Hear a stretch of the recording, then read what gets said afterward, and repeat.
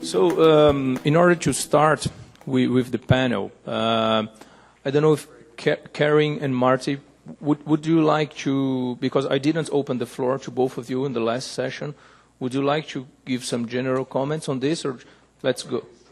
Okay, fine, thanks. We have identified in the previous session, I mean, the previous similar session, two general challenges that we are discussing here. One of them deals with how to develop indicators considering all the difference we have within the beef systems. I mean, we have feedlots, we have grass-fed, we have smallholders, we have large enterprise, and this seems to be like also one of the challenges we have in developing indicators. So it would be good to hear from the four of you, what are your suggestions on how we should develop indicators, and also what's the role of the GRSB and also the role of the national initiatives in developing those sustainability indicators.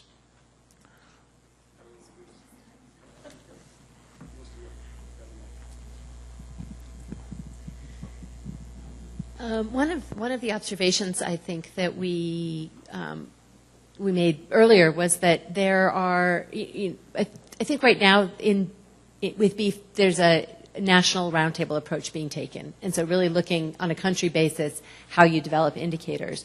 And one thing we talked about earlier is that there may actually be more similarities in types of producers across different countries rather than even amongst producers in one country. If you have feedlots, if you have small operations, if you have very different types of producers, that there may be interesting things to learn across countries. So it is one of the challenges we've seen in the development of other sustainability initiatives where perhaps a standard is developed primarily with large producers in mind, and then they really have to go back to the table and say, how do we adapt this to a whole different type of producer? So one piece here, I guess, a suggestion I have is to look and see how you can learn from the different roundtables across countries where you have similar types of producing groups. And perhaps to look at tailoring your indicators or an element of the system, if it's guidance or whatever it is, to those different types of producers, that there will be differences there. And a second suggestion was that at the global level, there's a real opportunity to create some efficiencies and share learning to what's happening at the country level. It's a huge investment, really, of time and energy for people to participate in those local roundtables in many different countries. And it could be that you're facing some of the same challenges in developing indicators that someone has just addressed in another country. So from a global level, to be able to share some of that learning and knowledge that's come from the local roundtables, and to make sure that it's not totally separate efforts, but that there's a link and connection between them, you can create some efficiencies in your efforts there. If I can just give an example from the dairy side of things, we have done a similar approach, as I mentioned earlier, to beef, going down a non-standard approach. And one of our strengths, or one of the things that we're putting in place, is about aligning and connecting the dairy sector. And the connecting bit is so important, and I think it backs up what you're saying there, Karin, is that what we've got is all our members on the framework for dairy have to submit examples of the work they're doing. And the example I use is, in this case, is that a project going on in Latin America on water may just work in Africa, and we can move forward faster. The sharing of information allows us to move forward faster. So we've got a website for the members on the dairy side that allows them to share the initiatives they're doing, show how they're quantifying the progress, and then contact details. So someone from Africa who sees that and says, actually, that might work for us, I want to drill down on this a bit more, allows that opportunity to do it. The indicator part of that is about the individual key performance indicators and how they're measuring their progress, because that might be different. But the important thing is we're sharing information to try and move faster. I'm gonna answer your questions backwards. So I think we're at GRSB, right? So it is the role of the national roundtables to develop the indicators. And I think that that's very important. That's very clear in the GRSB objectives that the national roundtables would both develop the indicators and develop the verification strategy. Now, I think that it's also important that those indicators can achieve all of the principles or align to all of the principles that GRSB has worked so hard and we have all worked so hard to develop. And I think that we need to be committed to that because it lends a tremendous amount of credibility to our effort, but it also unifies us in one voice and in one path forward. And I think we will achieve the most if we are aligned, and that's really what we're all about. Developing indicators, and in my opinion, the indicators that are developed should be measurable. And measurable may look different to different countries or different efforts.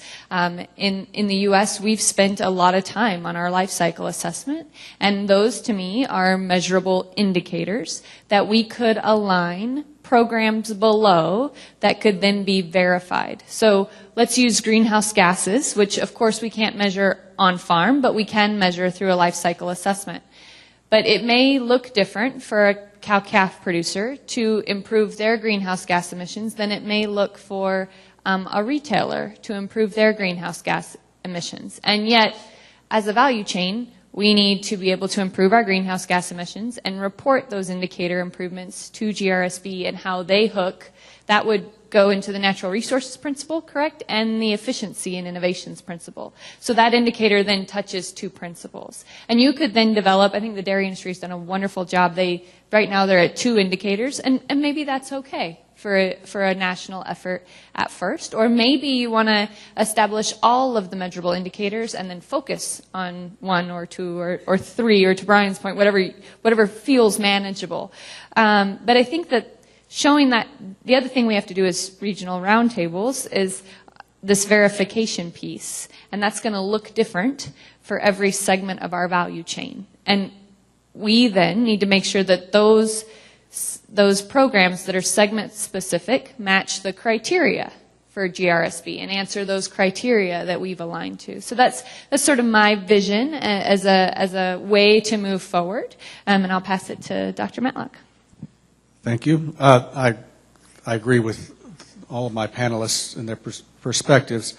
I would suggest, though, that the principles of GRSB, which I think are spot on, allude to about 32 different key performance indicators. So the question is, where do you start? Not with 32, but with maybe 4. And so what 4 do you start with? The simple answer is at the beginning. You start with those indicators which are directly economically beneficial to the producer. You start with where the money is because you show the value of sustainability immediately to the producer. The producer then understands that sustainability is not an externality, it's an internal process. That sustainability is about improving their operation for their sake. And then the conversation really gets better. Okay.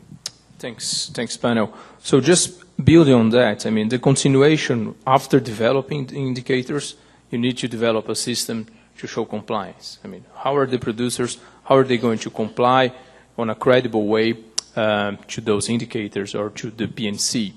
And we are here trying to mainstream sustainability. That means things also cannot be very much costly.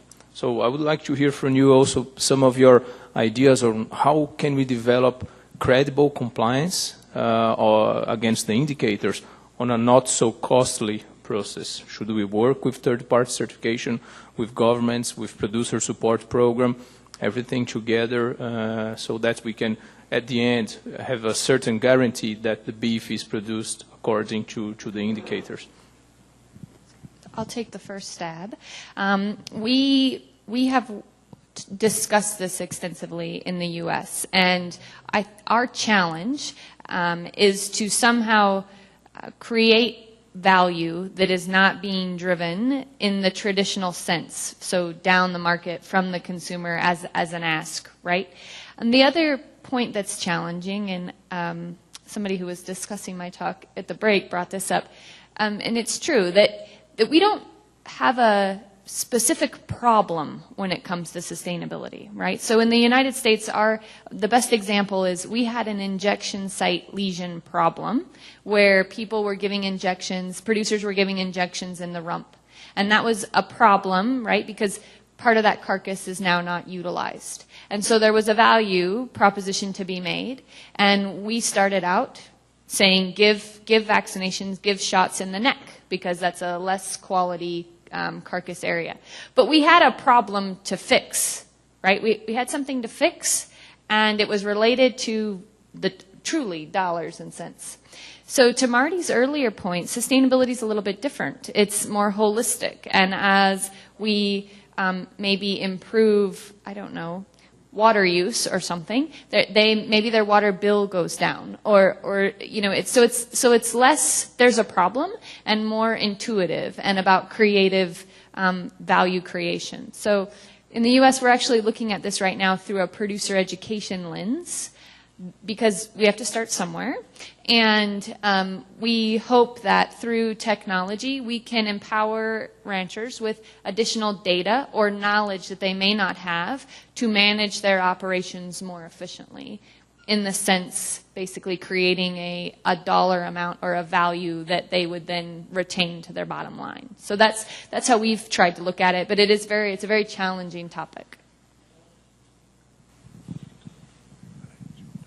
So in my presentation this morning, I gave 3 examples of different ways that assurance or certification, verification is set up in different organizations. And I want to mention a little bit more about the Better Cotton Initiative, because you mentioned 750,000 small beef farmers in the U.S., 40 million cotton producers in India. So that's what they were starting with. How do we address sustainability issues when you have the tens of millions of producers, and maybe a lot of them are illiterate and don't have any access to something like the Beef Association that provides them with capacity building, presumably. So they definitely were looking first at that capacity building as the using their principles and criteria as a capacity building tool. And then as is common in many of the sectors where you have millions of producers, they're looking at groups, so producer groups, which doesn't work everywhere, but it is one way of having a management system for a large number of producers. And then they've combined this 3-tier approach: self-assessment, a sort of credibility check of that self-assessment, and then a verification process as a way of trying to reach millions of producers at a relatively low cost. One thing I want to note, which I didn't mention earlier, is that so I mentioned the concept that they have a claims framework. What can you say about your credibility based on what type of, if you're going to say one thing about a self-assessment and something else if you've had a third-party verification of your self-assessment. And this is what we consider to be sort of coherence in your system. So you want to make sure that if you're going out and saying, we are the most sustainable, whatever you are, and your buyer wants to have assurance of that, you're going to need something more rigorous. Whereas if that's not, most likely that's not the place you need to start. And if that's not required, either by the buyers or anyone else in the system, then you look at how do you make it the simplest process. And there, as BCI, I think, has shown us, it's not mutually exclusive, which I think is one of the brilliance, really, of what they've come up with, is that the capacity building, self-assessment, and a third-party verification sits within the same effort and addresses different needs of the market.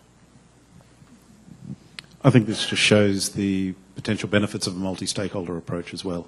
That if you've got everyone around the table, you're deciding how you want to quantify your progress to get the involvement of all those, and your customers who are often at the table in the dairy discussions as well. You can actually move forward more effectively as a group because you're all on the same page, and I think that's so important. Okay, thanks. So I think it was interesting to hear from both, from all of the panelists, and specifically Karin mentioning that we can have third-party verification, as long as we have organized group and all of that, and this will really reduce the cost of credible certification. And on the other hand, Kim has just mentioned the role of the governments and how, like USDA in some of the cases in US, can also control how producers are achieving the indicators. So I have a few other questions, but I prefer now to switch to the audience, and then we would like to hear some questions from you. So please, the first one here. I'm Henry Berger, Global Responsible for Strategy for Ruminant at L'Oréal. Congratulations for your presentation. It's quite clear, so it's very understandable, very comprehensive. But back to the point that this is a roundtable and suggestions, etc. Would be such a dream if we could, as an organization, try to define what are the 3-4 key KPIs that the sector overall, despite the complexity of the ruminant business overall, at a country level, regional level, worldwide level, per segment, per stakeholder, so everyone is knowing where we're heading to. For example, if we define what are the 3-4 most impactful quick wins, so to speak, to cattlemen, to cattle producers. So all national associations, cattlemen associations worldwide, they can work together, try to leverage the synergies around that KPIs. The same for animal health industry, so they know exactly where they're going to be heading into their R&D expand. The same for animal nutrition industry, animal genetics industry. So we have a common KPI saying that, okay, we need to reduce greenhouse emissions by X over time. We need to reduce X and Y by X over time. This kind of efforts, joint efforts. Because today, I'm quite honest, as an animal health representative, we are following the trends, the mega trends, et cetera, but not necessarily all those mega trends are in alignment to the whole industry on the objectives that overall we need to follow. Does that make sense? It does. I don't represent GRSB in any way, so I'm happy to answer that question. No, I just think that that's a spot-on opportunity. The key would be to provide a set of guidance documents that do not carry the weight of requirements. So I think that's a wonderful idea, and I think that is a huge opportunity to Marty's point here, especially your idea about sector-specific KPIs, because that spurred other thoughts, right? That retailers may be able to work on energy and whatever else I'm not an expert in that, right? But then that allows some differentiation where you're still, the whole value chain may be touching. Heck, they may be touching 20 indicators, but maybe it's a good idea and it's okay to let those sectors kind of hunker down and work on ones that everyone aligns to as a chain, but there's no expectation of all of the indicators being met. Because you're absolutely right. Energy may mean more to a retail sector than it does to a cow-calf producer, and we need to be mindful of that. It's about making it meaningful for those involved. I'm going to describe a dairy situation again because it's another hat I wear. And what we've done in the dairy sector, very similar to the Sustainable Beef Program, is that we haven't gone down the standard route, but what we've identified through an independent study, global study, it cost us almost $500,000 to do this, we've identified 11 key sustainability criteria. So when people join us in the framework, they sign up and they endorse those 11 criteria. So, yep, we agree with them all. But then what they must do is set up a management structure in their own unique situation. Is it a group of farmers? Is it a dairy processor? Is it a region? Is it a country? And we do have countries. Australia is a classic example. They've got a sustainability approach nationally. So at any different level, what we've put under each of those 11 criteria is what we call a strategic intent. And go back to Kim talking about greenhouse gas emissions. The strategic intent for greenhouse gas emissions for the sector is understanding where the hotspots are, where are they coming from, and putting a program in place to try and reduce those. So that's as far as we go as a framework. What it's up to then the individual member to do then is set a program in place that works towards that strategic intent. And they own that project, local solutions to local challenges, because I don't think we can set global targets on these things because we wouldn't get the buy-in. You've got to make it meaningful for those people on a local level. So what they must do as part of that process is to establish KPIs, performance targets, something, instead of just developing a program that gives them a nice warm feeling and that they're doing something right. We need to know nowadays we're making a difference, and they shouldn't want to know as a business. But they set that program in place with their management committee. And that way we can move forward. So we've got the criteria. There's 11. They don't have to have a program in all 11. They need to go through as that group a prioritization approach. So for me in my business, I might choose 4 of the examples and say, look, that's what we're going to focus on, because if we talk about global dairy, as a herd, we'll cover off all 11. But as individual animals, we may be covering off individuals that are important to our supply chain. Not to say the others aren't important. We'll get to them one time, and you have a strategic plan. So that's how we're doing it in dairy. Okay, we're early days yet. We've got a lot to learn still, but we're making sure people are focused on the one thing and managing projects and initiatives to try and address local issues. So, more questions? Okay, so maybe I'll make then 2 last questions. Specifically to Brian, on your presentation, Brian. I mean, I liked very much what you described as the bronze, silver, and gold, also as a way to differentiate the products according to the sustainability level. I like that approach. My question to you is that, do you see a risk of, I mean, most of the people just going to the bronze, and then the bronze becoming the norm, and we cannot, I mean, we no longer continue supporting this continuous improvement and trying to put producers over to the silver and to the gold? Because today what we see in the market is that there are many sustainability standards, and all of them call themselves full sustainable. And then when we enter into those, we see really the differences. And there is a question of over-claiming, everybody calling themselves full sustainable when there are differences. So this system that you propose is good on that way, but my question to you is, do you see a risk of most of the producers, or even all of them, going to the bronze and then that becoming the only thing we have and not promoting the continuous improvement? I think that's potentially something that might happen, but I doubt it. The potential is there, but because okay, take supply and demand out of it, because as soon as there's issues there, market forces will take over. But let's look at what we're trying to do as an industry and a business. And food manufacturers will want a certain standard to be able to market their product further on. So we're already seeing it now. There's different standards at different levels. So, but what it does is gives the opportunity for those who want to take control of their business and push it on and be more market active and more proactive as a business. It gives them the opportunity as an individual farmer to go and do that, and individual businesses to strengthen their supply chain. So it could happen, but I don't see that happening because of the variety, and we know that 130 we put up there earlier, every one of them will be, 80% will be similar, but there's 20% that out there that's very different. A question at the back? Okay. Just wait for the microphone. While we're waiting, I would like to add that this is the key to keeping sustainability pre-competitive. This has to be a pre-competitive opportunity for sector-level improvement and not a post-competitive labeling chase. Because if it's post-competitive labeling chase, the bottom level of effort to get the label is what the market will drive. That's as absolute as any physics law. That's what will happen in economics. The maximum returns on investment to get the label will be the outcome. So if it's pre-competitive, this is about enterprise level risk management and profit maximization. Then it becomes a business strategy that's internal across the system. Marty, that's a great point. Absolutely right. And thank you for picking up on that. And remember, back at the beginning of my presentation, what I said was we were challenged as SCI Platform, saying you've got these wonderful principles and practices, but how are they actually being applied? And that's what we were trying to address. Industry was developing them, signing up to them, but they couldn't see visibly how they were being implemented at the grassroots level. Fundamentally, a major issue.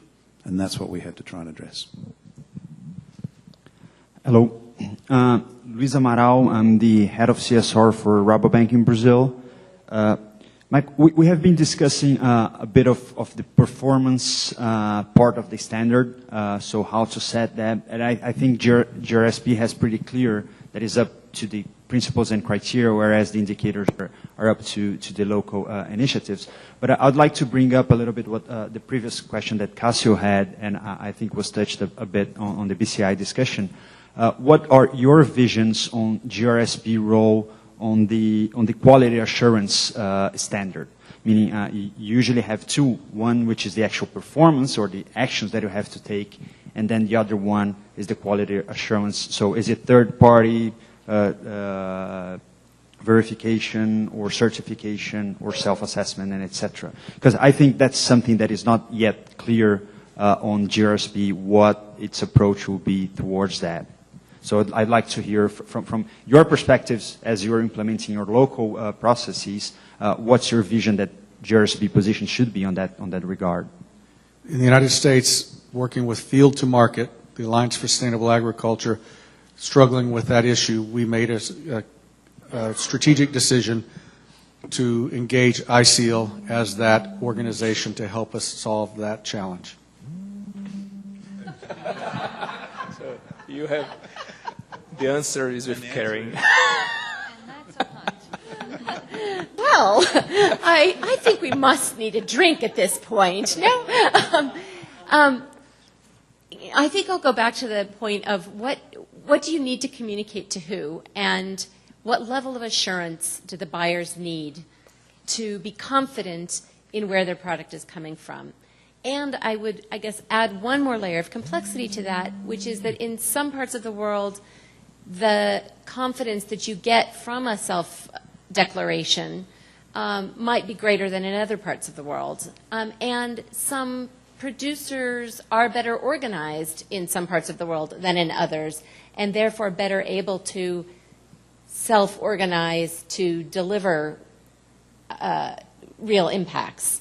And so I think all of that needs to be taken into consideration when you design your system. And that's, you know, maybe a complicated message because it means that one size doesn't necessarily fit all. But that is the reality of the world we live in. The one thing I'll mention, though, in the context of taking a global approach is that if you really do let every single roundtable create their own approach, you may end up with somewhat incompatible promises that you're giving in delivering the principles and criteria. And so that is one challenge that I see when I hear a little yellow flag. It's this to each his own, and that worries me a little for you guys because it may mean that you end up with such different things that in a sense you start competing with each other on credibility. And I wouldn't want to see that, and I don't think any of you would want to see that. So how, you know, I really like the local indicator development, local appropriateness, the to each his own on the verification, on the assurance of compliance. That's challenging, and so how you address that, I think, is important to think about. Yeah, I guess I would encourage GRSB to adopt a program philosophy. So, you know, what do you envision indicators to look like? What do you envision verification, right? Let's, in air quotes. What do you envision those things to look like? And it's going to be, I think, as challenging as the principles and criteria because we're going to walk this very, you know, narrow line of not too prescriptive, but credible. Right? Not a one-size-fits-all, but some boundaries. And I hope that we can learn. There's some national initiatives getting started right now, and I think that during that process, that program philosophy will become more clear because those national efforts, regional roundtables, are going to have to work through just that, a program philosophy. And perhaps they turn out to be more similar than we anticipate. You know, I mean, from a philosophy standpoint. But it is going to be a very challenging line to walk. I think that's a really important point, and that's what we're doing in dairy. We're encouraging a program philosophy, and it's the process you go through in that program is where your validation comes from. So when you're talking to your customers and talking to others, you're able to demonstrate that you've been through a robust process to achieve the continuous improvement you're searching for. And I think that's just really important. Another thing we're doing for each of those 11 criteria in dairy, we're actually trying to develop indicators for each one of them. So for greenhouse gas emissions, if you've got a program, Mr. Member, on greenhouse gas emissions at farm level, could you measure it in kilograms of CO2 per kilogram of product produced? And what we will do with that is then we aggregate that. Okay, a little bit bucket chemistry, but we'll be absolutely transparent about it, because what we'll be able to then do is by aggregating on a global basis, we can show, hopefully, that dairy is making a difference by an aggregated chart on a very one or two simple metrics for each of the 11 criteria. Behind that is the process work they're doing that they need to share with their customers. Okay, last one, Carlos, go ahead. We really need to finish after that one. So one question related to the implementation of the indicators. So let's say we come up with 3 or 4, key indicators, and now we have to take to the producers. We have to implement them, and we know that producers are not only driven by economics. A lot of them are driven by lifestyle, or driven by hassle-free solutions, or they just don't have the labor to implement things. And I am going to use in my question an example from the AI industry, the artificial insemination industry. As you know, in U.S. in beef is around 5%. So all the cows in U.S. are bred by AI only by 5%. That has been flat for probably 10 years or more. In Brazil, it was very similar. In Brazil, it used to be 3%, 4% in beef. And in the last 10 years, it moved up to 15%. So it's 3 times higher than it is in U.S.